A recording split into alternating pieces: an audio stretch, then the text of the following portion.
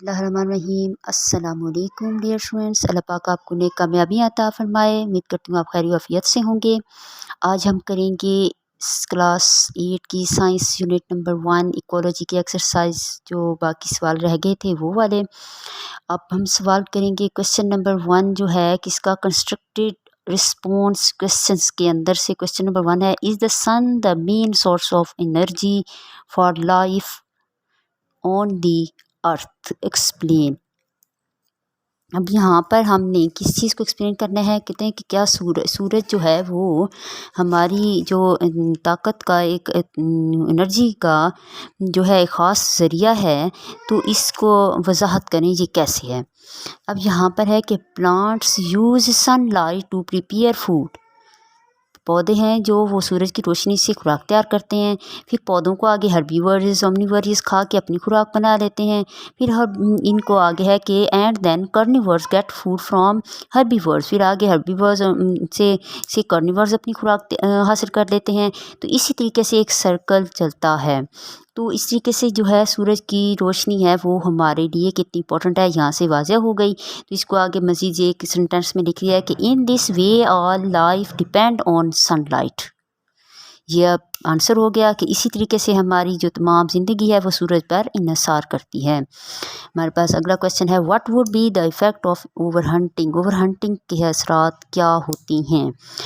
Over hunting यानी कि शिकार कर देना, बहुत सारे जानवरों का बिला वजह का शिकार कर देना, वो क्या है, उसके असरात क्या पड़ रहे हैं। Due to over hunting many problems are creating. Due to over hunting यानी कि ओवर हंटिंग करने से जो हमारे मसाइल हैं वो कैसे क्रिएट हो रहे हैं। many problems, species becoming endangered, becoming endangered। जो हैं स्पीशीज़ जानवर हैं, वो जानवर हैं जो वो किस तरीके से कम होते जा रहे हैं।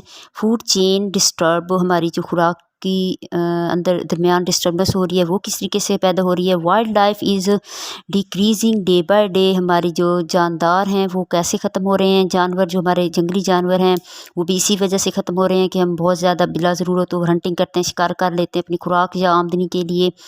तो हमें ऐसा नहीं करना चाहिए। इकोलॉजिकल इम्बैलेंस भी क्रिएट हो जाता है, यानी कि इकोसिस्टम के अंदर जो फूड चेन है वो डिस्टर्ब हो जाता है। ये ऑलरेडी भी बता चुकी हूँ। हमारे पास नेक्स्ट इसका जो लास्ट क्वेश्चन आ जाता है वो है के इन्वेस्टिगेट के अंदर से उसका क्वेश्चन नंबर 1 है कि what would happen if we will not work to reduce global warming. ये देखो क्वेश्चन नंबर यहाँ देखिए, वो इन्वेस्टिगेट के what would happen if we will not work to reduce global warming. Global warming को हम रिड्यूस जो है वो कम नहीं करेंगे तो हमारे साथ क्या हो सकता है, क्या हो सकता है, ये पढ़ें हम।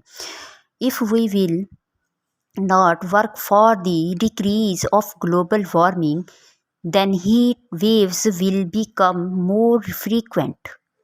यानी कि हीट जो है बहुत ज़्यादा बढ़ जाएगी। आगे है अफेक्टिंग ऑल लिविंग थिंग्स, जो असर करेगी तमाम जानदार पे।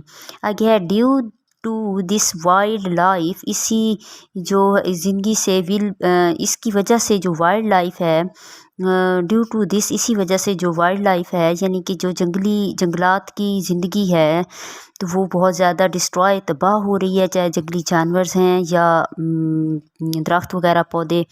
आगे स्पीशीज़ बिकम इंडेंजर्ड, स्पीशीज़ जो हैं वो बिकम इंडेंजर्ड होते जा रहे हैं। Food chain disturb, food chain बहुत ज़्यादा डिस्टर्ब हो रही है। Ecological imbalance is created, ecological imbalance create हो रहा है। तो ये है वजूहात हमारी ग्लोबल वार्मिंग को कंट्रोल ना करने से हमारे जो नुकसानात हैं। नेक्स्ट क्वेश्चन है कि why do the producer occupy the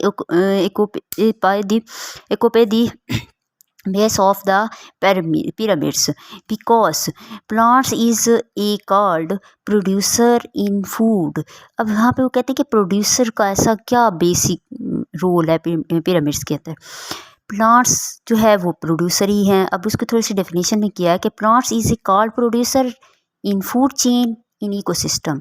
So plants are only organisms that prepare their food on food, and their organisms depend on plants for food। एक बार फिर पढ़ लें कि plants is called producer in food chain.